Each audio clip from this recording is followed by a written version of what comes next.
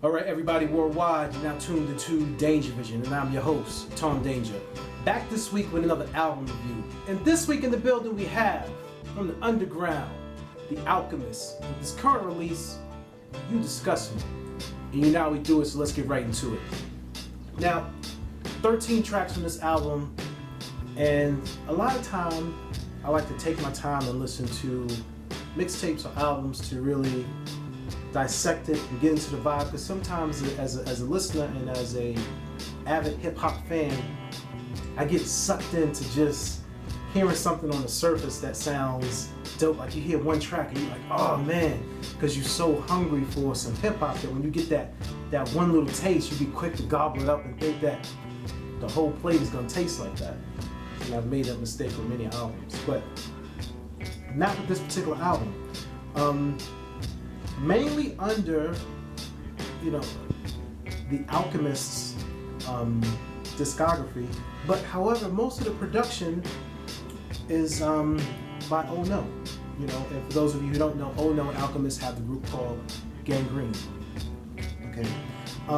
When I first listened to this album, I said, man, Alchemist is not biting off of, but The Alchemist has been influenced by Madlib, because a lot of the samples sound straight like some Madlib type ish, you know what I'm saying? So I had to do a little bit more research and dig, and come to find out, Oh No is Madlib's younger brother.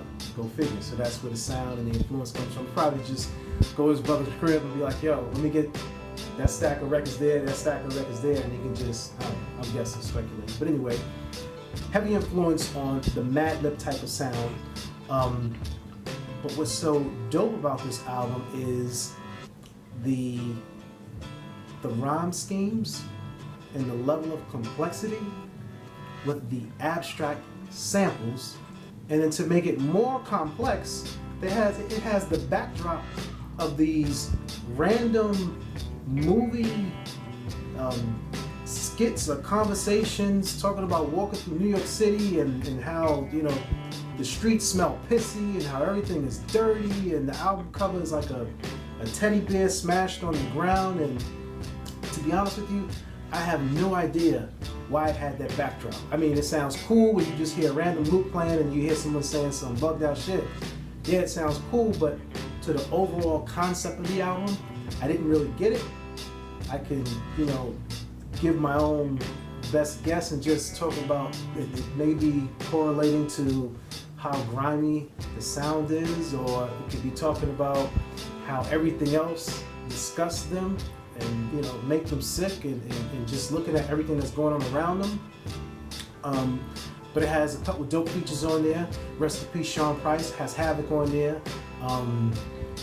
Druge, Chuck Strangers. Who else is up on there? There's a few cats up on there. But one of the hardest tracks on there is that Gluttony track, and also that sheet music, which was co-produced by I think someone else called Party Supplies, if I'm not mistaken. But overall, definitely a classic. Glad I copped this one, just on some skimming through some albums online, new releases, and I seen this one and it's been stuck in the playlist ever since.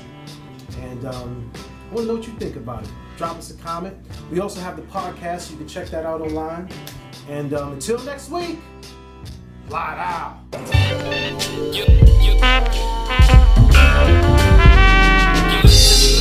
Busters, I'm like pocket poetic justice, getting with the gluttony thanks to cut teeth. Walking off with shorty, she sporting mom jeans. I've been that GD cat smashing prom queens.